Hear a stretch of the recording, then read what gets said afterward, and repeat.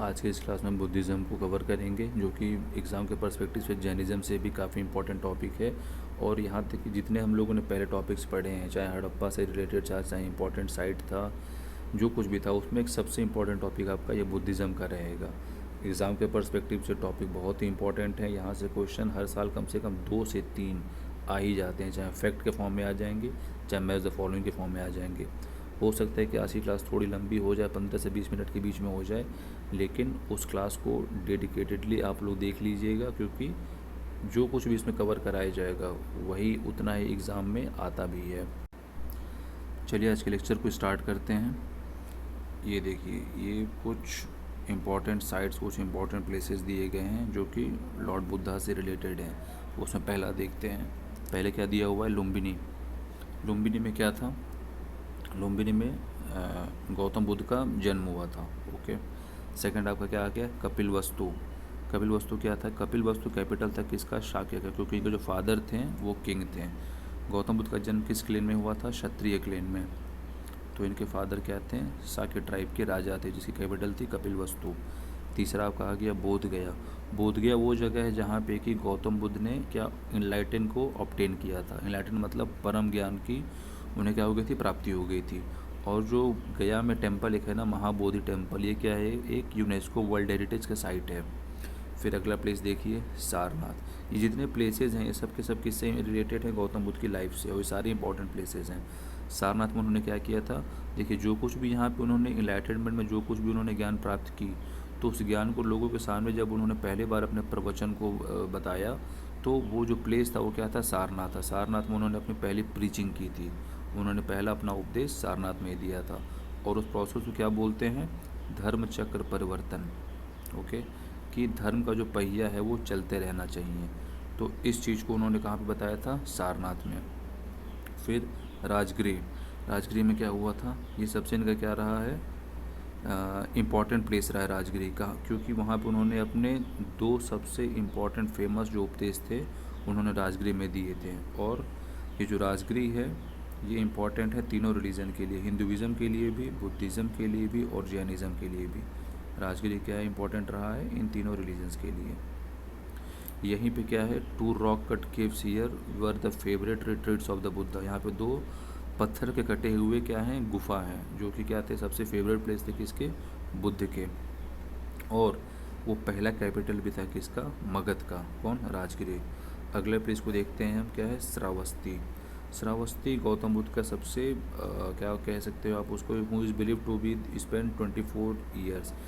गौतम बुद्ध को श्रावस्ती उनके लिए इतना फेवरेट जगह था कि वहाँ पे वो अप्रॉक्स 24 साल तक वहाँ पे रहे थे। नॉट 14, इट्स 24 साल तक उन्होंने क्या की थी? प्रीचिंग की थी। कहाँ पे? श्रावस्ती में अकेले। ओके। और एक किसका कैपिटल था? कोशला का किंगडम था। कोशला के 2 किंगडम थे, एक था अयोध्या और एक था श्रावस्ती। आगे देखिए, वैशाली। वैशाली में गौतम बुद्ध ने क्या किया था? अपने लास्ट उपदेश को दिया था। लास्ट सेरेमनी उन्होंने कहाँ पे दिया है? वैशाली में। और एक प्लेस आता है आपका कुशीनगर। कुशीनगर कहाँ पे है? देवरिया गोरखपुर के पास एक ज़िला है कुशीनगर। यहाँ पे गौतम बुद्ध के साथ क्या हुआ? वहाँ पे उन्होंने परिनिर्वाण, या फिर आप इसको लिख सकते हो महापरिनिर्वाण, महापरिनिर्वाण इनकी उन्होंने प्राप्ति की थी। मतलब यहाँ पे उनका डेथ हुआ था। ओके। तो ये कुछ बेसिक डिटेल्स हैं जो कि उनकी लाइफ से रिलेटेड हैं। ये जितने प्लेसेस हैं इंपॉर्टेंट हैं, सबके बारे में हम लोगों ने देख ही लिया। अब आगे की स्लाइड में आते हैं। आगे आप देखेंगे जो कि ये 4 नोबल ट्रुथ जो कि गौतम बुद्ध को एक राजा के बेटे से एक सन्यासी की तरफ उनको ट्रांसफॉर्म कर देती है। पहले उन्होंने क्या देखा था? सबसे स्टार्टिंग में किस चीज़ को देखा था? एक सिक मैन को, बीमार आदमी को। इनको देख के इनको क्या लगा कि ये इंसान भी क्या है? दुखी है। फिर उन्होंने क्या देखी? एक डेड बॉडी देखी। यहाँ पे इनको क्या लगा कि ये इंसान डेड है और ये जो लोग इसको ले करके जा रहे हैं ये लोग भी क्या हैं? दुख में हैं। फिर तीसरा चीज़ इन्होंने क्या देखा? एक ओल्ड मैन को। तो इसको क्या लगा कि इससे किसी को कोई मतलब ही नहीं है, इसको कोई पूछ ही नहीं रहा, ये भी क्या है? दुख में है, रो रहा है। फिर उन्होंने लास्ट में देखा एक सन्यासी को। तो इनको क्या फील हुआ कि इसको दुनिया से कोई मतलब नहीं है और ये सबसे ज़्यादा खुश भी है, अपने पूजा पाठ में लगा रह रहा है, ज़्यादा किसी से कोई उम्मीद नहीं रखा है और खुश भी है। तो ये जो फोर्थ इमेज थी ना सन्यासी वाली, यही चीज़ इनको शिफ्ट की थी एक राजा के बेटे से चेंज करके एक भिक्षु वाले रास्ते पे जाने के लिए, एक संत बनने के लिए, एक सन्यासी बनने के लिए। तो बाकी 3 चीज़ों में इनको दुख दिखा था, चाहे वो सिक मैन था या फिर डेड बॉडी थी या फिर ओल्ड मैन था, लेकिन सन्यासी में इन्हें सेटिस्फेक्शन मिला था। और इसी प्रोसेस के बाद वो क्या किए थे, अपने घर को छोड़ करके 30 से 32 साल की एज में वो चले गए थे बाहर। और कहाँ पे गए थे वो, सीधे बोध गया में, जहाँ पे उन्हें ज्ञान की प्राप्ति हुई थी। आगे की स्लाइड देखते हैं। इसमें अब देखिए, ये एक इम्पॉर्टेंट पॉइंट है किसके रिस्पेक्ट में, एग्ज़ाम के रिस्पेक्ट में। इसमें अब देखिए जो बुद्धा की लाइफ है उसको कुछ सिंबल्स डिनोट किया गया। जैसे भी हम लोग लास्ट क्लास में देखा था जैनिज़्म में ना, कि महावीर जैन को जो रिप्रेजेंट किया गया था वो शेर से किया गया था, ऋषभ देव को रिप्रेजेंट किया गया था ऑक्स से, बुल से रिप्रेजेंट किया गया था। तो इस चीज़ को हमें याद रखना है। अब देखिए ये इंपॉर्टेंट है एग्ज़ाम में, चाहे फैक्ट के फॉर्म में पूछे फिर मैच द फॉलोइंग के फॉर्म में पूछता ही है। तो जो बुद्ध का बर्थ है इसको किस चीज़ से रिप्रेजेंट किया गया है, लोटस एंड बुल, इस चीज़ से रिप्रेजेंट किया गया इनके बर्थ को। फिर द ग्रेट डिपार्चर, जब वो अपना घर छोड़ के निकले थे तो उस प्रोसेस को पूरे क्या बोला जाता है, महाविनिष्क्रमण, और इसको रिप्रेजेंट किया गया है हॉर्स से, घोड़े से। आप इसको ऐसे समझ लो कि घोड़े पे बैठ करके अपना वो घर छोड़ दिए थे। फिर इनलाइटनमेंट, इनका इनलाइटनमेंट कहाँ पे हुआ था, बोध गया में। उस चीज़ को किस चीज़ से रिप्रेजेंट करते हैं, बोधि ट्री से। ये भी इंपॉर्टेंट हो गया, बोध गया और बोधि ट्री लगभग कॉमन ही है। इन्होंने अपनी पहली टीचिंग कहाँ पे दी थी, सारनाथ में, डियर पार्क में, भी हम लोग ऊपर देखे थे ना। और उस प्रोसेस को क्या बोलते हैं, धर्म चक्र परिवर्तन। और जो उनकी पहली टीचिंग है उसको किस चीज़ से रिप्रेजेंट किया गया है, व्हील से, पहिए से। और इसका मतलब भी था कि धर्म का जो पहिया है वो चलते रहना चाहिए। फिर इनका जो लास्ट में आ रहा है, क्या आ रहा है, डेथ, मतलब कि परिनिर्वाण, मतलब कि महापरिनिर्वाण, जिसको किस चीज़ से रिप्रेजेंट किया गया है, स्तूप से। तो आप देखोगे इंडिया में जहाँ भी स्तूप होंगे वो गौतम बुद्ध के डेथ को लेकर के या फिर उनके परिनिर्वाण को लेकर के, महापरिनिर्वाण को लेकर के उस चीज़ को इंडिकेट करता है। तो ये जितना भी इवेंट था, चाहे वो उनका बर्थ हो गया, उनके घर को छोड़ने का प्रोसेस हो गया, परम ज्ञान की प्राप्ति हो गई, या फिर पहला उनका उपदेश हो गया, ये सब के सब जिस भी सिंबल से रिप्रेजेंट किए जाते थे, इन सभी को याद रखना एग्ज़ाम में पूछता ही यहाँ से एक क्वेश्चन तो कन्फर्म आता है। आगे की स्लाइड्स को देखते हैं हम। आगे की स्लाइड में हम देखेंगे यहाँ पे, ये देखिए यहाँ पे बुद्धिस्ट फिलॉसफी, यहाँ पे देखिए बुद्धिस्ट फिलॉसफी और टीचिंग्स ऑफ बुद्धा मेन किस चीज़ फोकस करते हैं, मिडिल पाथ पे। ओके, ना एकदम टॉप वाली एक्सट्रीमिज़म, ना ही एकदम लोअर वाली एक्सट्रीमिज़म, लाइफ कहीं मिडिल में लाई करती है, उसी पे फोकस पूरा का पूरा बुद्धिज़्म है। अब देखिए 4 नोबल ट्रुथ क्या है अकॉर्डिंग टू बुद्धिज़्म, नीचे देखते हैं।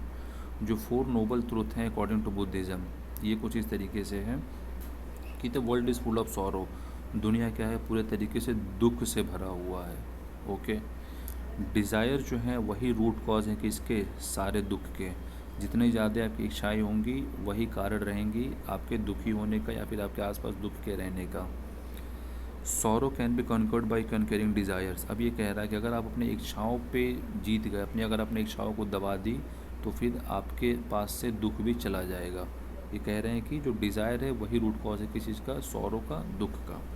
और देखिए लास्ट में, अच्छा तो ये तो चलिए ये बता रहे हैं कि अगर आपने अपने डिज़ायर्स को ख़त्म कर दिया तो आपका सॉरो भी, आपका दुख भी ख़त्म हो जाएगा। अब उस डिज़ायर को ख़त्म कैसे करें उसको देखिए, इन्होंने आगे एक्सप्लेन इसमें किया है। क्या कह रहे हैं, desire can be conquered by following 8 fold path या फिर अष्टांगिक मार्ग। मतलब वो ये कह रहे हैं कि जो आपके डिज़ायर हैं आप उन्हें ख़त्म कैसे करेंगे, 8 फोल्ड पाथ को फॉलो करके आप डिज़ायर्स को अपने ख़त्म कर सकते हैं। अब ये देखते हैं 8 फोल्ड पाथ क्या होता है। इसमें देखिए ये आपके आ गए 8 फोल्ड पाथ, ये हाँ ये हो गया। अब देखिए इसमें 8 फोल्ड पाथ में क्या क्या प्रेजेंट है, राइट व्यू, सच्चा देखिए या फिर अच्छा देखिए, राइट इंटेंशन, आपका जो इंटेंशन है वो सही होना चाहिए, राइट स्पीच, सही बोलिए, अच्छा बोलिए, राइट एक्शन, अच्छे काम करिए, राइट लाइवलीहुड, अच्छे तरीके से अपना जीवन यापन करिए, राइट एफर्ट, अच्छी कोशिशें, सच्ची कोशिशें करिए, ठीक है, ध्यान को करिए और दिमाग को अपने अच्छा रखिए, सही रखिए। तो बुद्ध का क्या कहना है कि इन 8 फोल्ड पाथ को फॉलो करके आप क्या कर सकते हैं, अपनी डिज़ायर्स को ख़त्म कर सकते हैं। और जब डिज़ायर ख़त्म होगी तो फिर क्या लिखा है, सॉरो, मतलब कि दुख। दुख भी क्या हो जाएगा, ख़त्म हो जाएगा। तो पूरा का पूरा कॉन्सेप्ट क्या है, 8 फोल्ड पाथ है, पूरा का पूरा कॉन्सेप्ट चल रहा है। और ये पूरे आपके 8 फोल्ड पाथ होगा, जो भी अब इसमें 8 हुए व्हील के इर्द गिर्द में दिखा रहा है। तो बस इसी को फॉलो करके डिज़ायर्स को ख़त्म करना है। जब डिज़ायर्स ख़त्म होंगी तो आपका दुख भी ख़त्म हो जाएगा। आगे की स्लाइड में देखते हैं। आगे आपका आ गया त्रिरत्न ऑफ बुद्धिज़्म। जो मेन इनके जो 3 रत्न थे, क्या क्या थे, एक बुद्ध था, एक संघ था और एक धर्म था। एग्ज़ाम में पूछता है, कोई 2 दे देगा और थर्ड पूछेगा थर्ड क्या था, फिर ऑप्शन आपके 4 दे देंगे कोई ABCD करके। तो उसमें आपको पता होना चाहिए कि एक क्या है, एक बुद्ध है, एक धर्म है, एक संघ है, BDS। इसको आप याद रखिएगा। कोई भी इसमें से एक दे देगा, बुद्ध देगा, धर्म दे देगा और ABCD करके पूछ लेगा कि, और उसमें कोई मानो बी ऑप्शन में दे देगा संघ, A, C और D में कुछ और दे देगा और मैच करने को बोलेगा कि उसके त्रिरत्न में से तीसरा वाला कौन है। ओके, तो इसको याद रखना है, इसको BDS के फॉर्म में इसको आप याद रखो। आगे की स्लाइड देखते हैं। अब ये देखिए 5 मोरल कोड ऑफ कंडक्ट हैं किसके, बुद्धिज़्म के। इनको हम वन लाइनर के फॉर्म में देख लेते हैं। ये क्या कह रहा है कि I observe refraining from killing any living beings, मतलब कि आपको क्या करना है, आपको वायलेंस कमिट नहीं करना है। ठीक है। I observe refraining from taking what does the owner not give, आपको चोरी नहीं करनी है। अगर ओनर कोई चीज़ नहीं दे रहा है तो उसको आपको क्या करना है, चोरी नहीं करना है। थर्ड क्या होगा, I observe refraining from committing sexual misconduct, आपको क्या करना है, सेक्सुअल मिसकंडक्ट से बचना है और सेलिबेसी को फॉलो करना है। सेलिबेसी मतलब क्या होता है, ब्रह्मचर्य। इसको क्या करना है, आपको फॉलो करना है। ओके। चौथा क्या है, टेलिंग लाइज, क्या आपको झूठ नहीं बोलना है, लाइज। ठीक। और फिर पांचवा क्या हो गया, इंटॉक्सिकेंट ड्रग या ड्रिंक। तो इंटॉक्सिकेंट कुछ भी, चाहे वो ड्रग हो या फिर ड्रिंक हो, उसको भी क्या करना है, उसको सेवन नहीं करना है। तो देखिए 5 चीज़ें, एक आपको वायलेंस कमिट नहीं करना है, दूसरा आपको कोई चोरी नहीं करनी है, तीसरा सेलिबेसी या फिर ब्रह्मचर्य का पालन करना है, चौथा झूठ नहीं बोलना है और लास्ट में कोई ड्रग या ड्रिंक कुछ भी नहीं लेना है। तो ये क्या है, ये आपके 5 मोरल कोड ऑफ कंडक्ट, ये किसके हैं, बुद्धिज़्म के।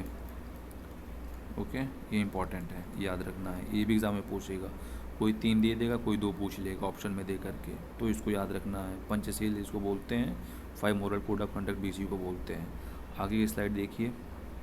अब देखिए ये जो अभी लोग ऊपर डिस्कस कर रहे थे ना, मिडिल पाथ वाला, उसी का एक्सप्लेनेशन यहाँ पे आ गया कि ना ही बहुत ज़्यादा लग्जरी चाहिए और ना ही बहुत ज़्यादा खुद को सेल्फ डिनाइल मोड में भी रखना है कि ठीक है हमें कोई लग्जरी नहीं चाहिए, हम एकदम पूरा दब के रहेंगे, हम पूरे तरीके से गरीब के जैसे रहेंगे, और ना ही बिल्कुल खुद को एकदम राजा के जैसे रखना है। लाइफ कहाँ एग्जिस्ट करती है, इन सब के बीच में। ओके, तो इसमें सिर्फ एक ही इसका कॉन्सेप्ट है, avoid extremism. Extremism in any sense, चाहे वो रिचनेस वाला एक्सट्रीमिज़म हो, अमीर वाला, या फिर बहुत ज़्यादा डाउन ट्रोडन वाला, वो भी नहीं रखना है, कहीं बीच में रहना है अपने को। इस पूरे के पूरे कॉन्सेप्ट पे देखो लिखा है ना, द मिडिल वे, है ना, between luxury and self denial. तो लाइफ किधर एग्जिस्ट करती है, मिडिल वे में। इसी पूरे कॉन्सेप्ट पे बुद्धिज़्म चलता है, मिडिल पाथ पे। आगे की स्लाइड देखिए। अब देखिए यहाँ पे बुद्धिज़्म में डिवीज़न हुआ, और जो डिवीज़न हुआ था ना बुद्धिज़्म का, चाहे वो हीनयान और महायान का था, ये हुआ था 4th बुद्धिस्ट काउंसिल में। किसमें, 4th बुद्धिस्ट काउंसिल। ये BC मतलब वो बैकवर्ड क्लास वो नहीं, या फिर बिफोर क्राइस्ट नहीं, ये BC मतलब वहाँ पे क्या लिखा है, बुद्धिस्ट काउंसिल। मैंने शॉर्ट में लिख दिया है, उसको डिटेल में लिख लेते हैं वरना कुछ और आदमी समझे। बुद्धिस्ट काउंसिल, ठीक। 4 बुद्धिस्ट काउंसिल हुई थी, अभी उसको आगे के स्लाइड में देखेंगे। पहले यहाँ पे इनका क्या देख लेते हैं, डिवीज़न कौन कौन है। एक हीनयान में डिवाइड हुआ था और एक महायान में। जैसे देखिए अब जैनिज़्म में किस में डिवाइड हुआ था, श्वेतांबर में और दिगंबर में। वैसे ही जैनिज़्म किस में डिवाइड हो गया है, महायान में और हीनयान में। अब इसको देख लेते हैं। देखिए एक एक दोनों के पॉइंट देखेंगे तो चीज़ें क्लियर होंगी, जब आदमी डिफ्रेंशिएट करते हुए आगे बढ़ेगा। तो हीनयान में क्या कह रहा है, ये एक लेसर व्हीकल है, नाम से लग रहा है ना, हीन लेसर व्हीकल। महायान का क्या लग रहा है नाम से, ग्रेटर व्हीकल। ये हो गया। हीनयान के जो लोग थे वो लोग ओरिजिनल टीचिंग ऑफ बुद्ध में बिलीव करते थे। जो भी बुद्ध का जो ओरिजिनल टीचिंग था बिना कोई चेंजिंग किए उसमें बिलीव करते थे। और ये आइडल वर्शिप नहीं करते थे, इन्होंने बुद्ध को भगवान नहीं माना था, इन्होंने बुद्ध को एक टीचर के जैसे माना था। जबकि महायान में क्या हो गया था, इनकी वर्शिप होने लगी थी आइडल के फॉर्म में। ठीक, अब देखिए इनका ये कहना था कि साल्वेशन मतलब कि जो आपकी मुक्ति मिलेगी वो कैसे मिलेगी, मेडिटेशन से या फिर डिसिप्लिन से, अनुशासन से। ओके, जबकि महायान किस में बिलीव करने लगा था, मंत्र में बिलीव करने लगा था कि अगर इनको साल्वेशन की प्राप्ति करनी है, इनको मुक्ति की प्राप्ति करनी है तो वो कहाँ से मिलेगा, मंत्र के चैंटिंग से, मंत्र के उच्चारण से। हीनयान आगे डिवाइड हो गया था थेरावाद में और स्थिरवाद में, जबकि महायान में ऐसा कोई ग्रेटर डिवीज़न देखा नहीं गया था। अब हीनयान क्या फॉलो करता है, डॉक्ट्रिन ऑफ एल्डर्स, मतलब बड़ों की बातों को मानता है। ठीक, जो कुछ भी बोल के गए हैं लोग पहले उस चीज़ को फॉलो करता है। और जो ग्रेट रूलर कौन, अशोक जो थे, ये किसके फॉलोअर थे, हीनयान सेक्ट के। जो मौर्यन एम्पायर जो अशोक हैं वो किसके फॉलोअर थे, हीनयान सेक्ट के फॉलोअर थे। अशोक पैट्रोनाइज्ड हीनयान।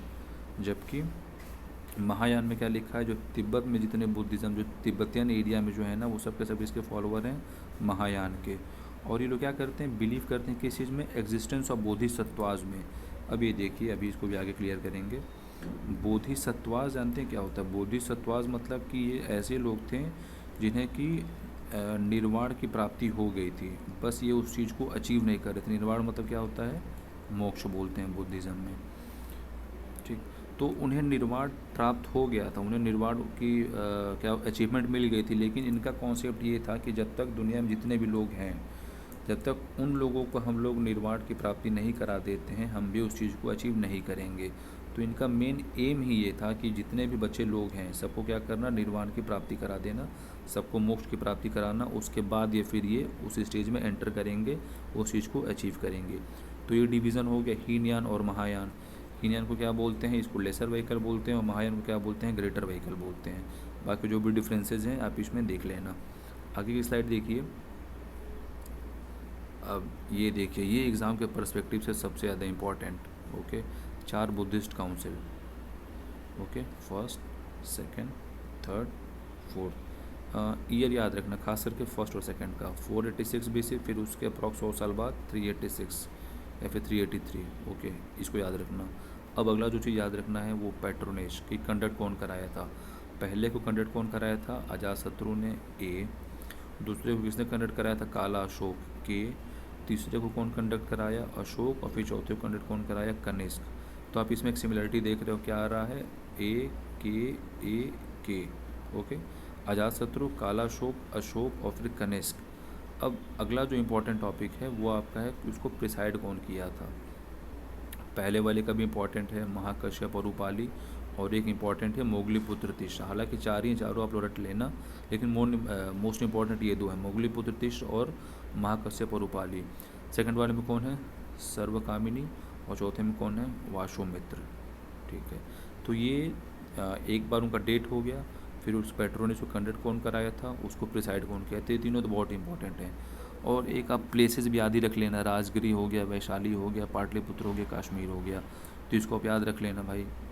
राजगिरी में याद रख लेना, इसमें क्या बन जाएगा, राजगिरी में अजातशत्रु आ गए। ठीक है, यहाँ पे वैशाली में कौन आ गया, कलाशोक आ गया। पाटलिपुत्र में कौन आ गया, अशोक। और फिर कश्मीर में ये कनिष्क। ये 4 हो गए। अब देखिए इन चारों जो काउंसिल हुई थी उसके बाद जो उनका डिटेल था, जो उनका रिजल्ट आया था उसको देख लेते हैं क्या उसमें हुआ था। जो पहला बुद्धिस्ट काउंसिल था उसमें कंपाइलेशन हुआ था कि इसका विनय पिटक का और सुत्त पिटक का। ओके, ये दोनों बुक हैं, बुद्धिस्ट टेक्स्ट हैं, इन दोनों का कंपाइलेशन किस में हुआ था, पहले बुद्धिस्ट काउंसिल में। दूसरे बुद्धिस्ट काउंसिल में क्या हुआ है, डिवीज़न ऑफ संघ इनटू थेरावादीन और महासंघिका। जो संघ का डिवीज़न था वो थेरावादीन में और महासंघिका में हो गया था। थर्ड बुद्धिस्ट काउंसिल में कंपाइलेशन ऑफ अभिधम पिटक, अभी आगे देखेंगे बुद्धिस्ट टेक्स्ट में वो दोनों, विनय पिटक, सुत्त पिटक भी और अभिधम पिटक भी। अभिधम पिटक में क्या था ना, जितने फिलोसफिकल टीचिंग्स ऑफ बुद्धा थी उसको कंटेन किस में किया गया था, अभिधम पिटक में। और चौथा क्या है, डिवीज़न इनटू, चौथे बुद्धिस्ट काउंसिल में क्या है, division of sect into Hinayana and Mahayana. अभी हम लोगों ने ऊपर देखा ना जो चीज़, देखिए ऊपर की स्लाइड में ये जो था ना डिवीज़न हीनयान और महायान का, तो अभी हम लोगों ने ऊपर लिखा था ना कि फोर्थ बुद्धिस्ट काउंसिल में ये चीज़ हुई थी, अभी उन चीज़ नीचे आ भी गई।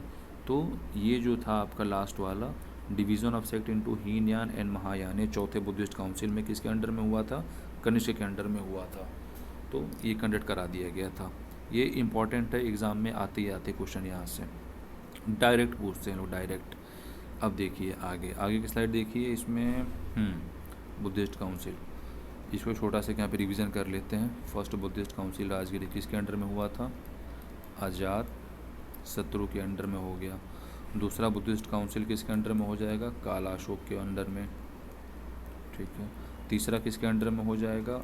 अशोक के अंडर में। और चौथा किसके अंडर में हो जाएगा? कनिष्क के अंडर में। ये चारों हो गए। अब देखिए ये मेन चीज़ यहाँ पे, बुद्धिस्ट टेक्स्ट या फिर बुद्धिस्ट लिटरेचर। पहला कौन है? विनय पिटक, सुत्त पिटक, अभिधम पिटक, जातका स्टोरीज, मिलिंद पन्हो, ये कथवास्तु, ये इंपॉर्टेंट नहीं है, ये भी इंपॉर्टेंट नहीं है। दीपवंश महावंश इंपॉर्टेंट है, ठीक।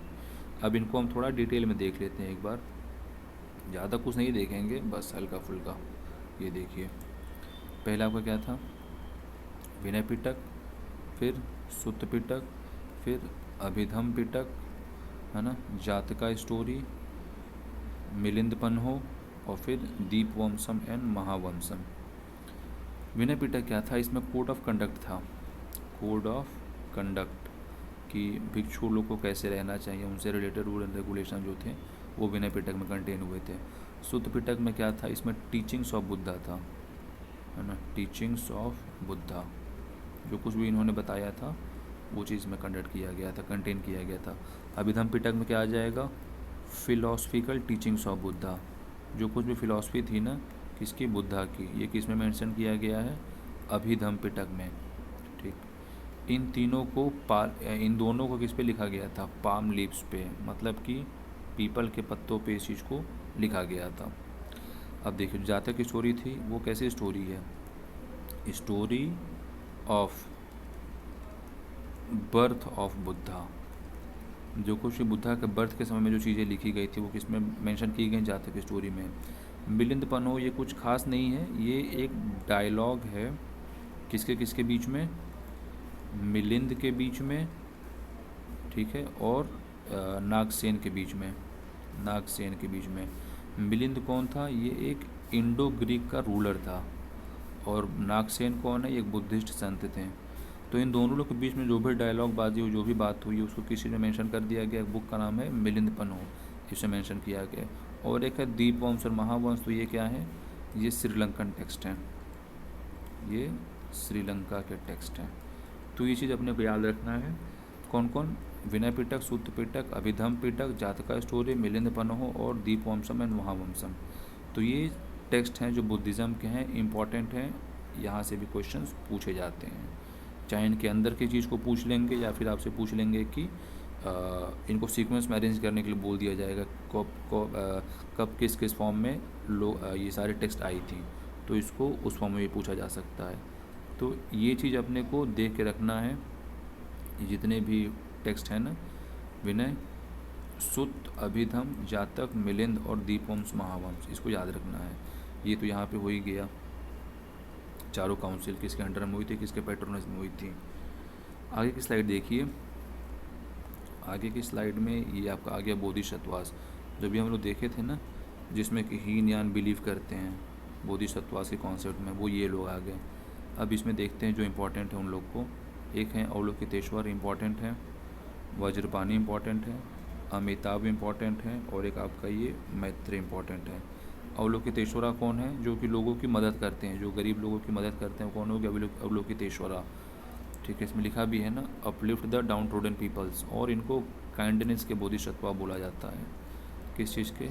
इसको याद रखना, मैच द फॉलोइंग आता है, इनको बोलते हैं काइंडनेस के बोधिसत्वा। उसी तरीके से वज्रपाणी हो गए, इनको किसके बोलते हैं? बोधिसत्वा, पावर के। नाम ही इसमें लिखा है क्या? वज्र। इनको गॉड ऑफ थंडर बोल्ट भी बोलते हैं, बिजली के देवता, ठीक। ये क्या है? क्योंकि इनके पास पावर है, ये इनके पास बिजली के देवता भी हो गए, ये तो इनके पास क्या आ जाएगी? ये किसके एनिमी हैं?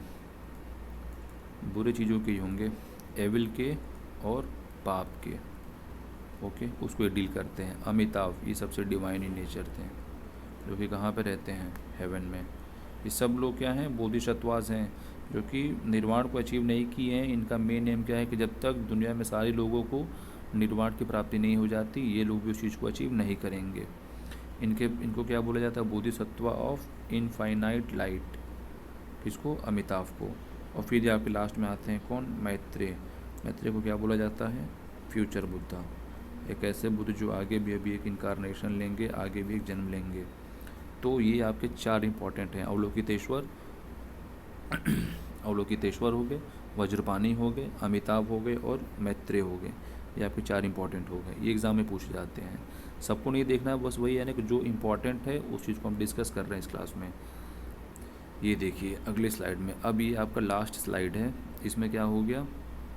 इसमें हाँ, ये सारे क्या हैं? इम्पॉर्टेंट साइट्स हैं। किससे रिलेटेड? बुद्ध से रिलेटेड, जो कि आपको आने ही चाहिए, मतलब पता होना चाहिए। एक आपका बामयान हो गया, तक्षशिला हो गया, इसको थोड़ा सा मोटा कर लें, ठीक। सारनाथ हो गया। सारनाथ में क्या हुआ था? उन्होंने अपनी फर्स्ट टीचिंग दी थी। कपिल वस्तु क्या था? उनके शाक्य ट्राइब का क्या था? कैपिटल था। लुम्बिनी में उनका बर्थ हुआ है। बोधगया में उन्होंने ज्ञान की प्राप्ति की। तो ये सभी चीज़ों को यहाँ से पकड़ के चलना है। कुशीनगर में क्या हो गया था? महापरिनिर्वाण। ये सारी इंपॉर्टेंट साइट हैं किसके रिस्पेक्ट में? बुद्धिज़्म के रिस्पेक्ट में। सांची का स्तूप, स्तूप का क्या था? महापरिनिर्वाण को इंडिकेट करता था। जितने भी स्तूप थे, इसको देख लीजिए यहाँ पे, जितने भी स्तूप थे वो किसको इंडिकेट करते थे? महापरिनिर्वाण को। महापरिनिर्वाण, ओके। फिर आपका आगे क्या आ गया? Bagh caves, Ajanta caves, Ellora caves, Kanheri caves, Karla caves. ये सारे के सारे इंपॉर्टेंट हैं।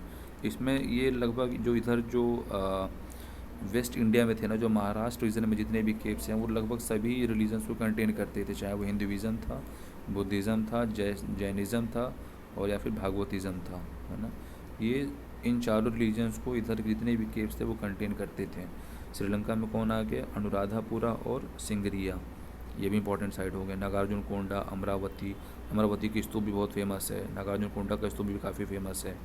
ललित गिरी, है ना, उदयगिरी, सिरपुर, ये जितने भी इंपॉर्टेंट जो बुद्धिस्ट साइट हैं ये आपको पता होने चाहिए। तो आज की क्लास को यहाँ पे ख़त्म करते हैं हम। आज की क्लास लंबी हुई होगी, 20-25 मिनट की हो गई होगी, लेकिन इसमें जितना कुछ भी कवर किया गया है एग्ज़ाम के पर्सपेक्टिव से एकदम इम्पॉर्टेंट है। इसमें कई चीज़ों को खुद ही, जो चीज़ इंपॉर्टेंट नहीं थी उसको इग्नोर किया गया है, लेकिन जितनी जो बताई गई चीज़ें उसमें से 2 से 3 क्वेश्चन हर साल आपका आना कन्फर्म होता है। तो इस क्लास को आप एक बार 2 बार आराम से देख लीजिएगा, पूरा का पूरा आपका बुद्धिज़्म इंपॉर्टेंट टॉपिक है वो कवर अप हो जाएगा। इसी के साथ अपनी क्लास को ख़त्म करते हैं, मिलते हैं अगली क्लास में। Thank you so much.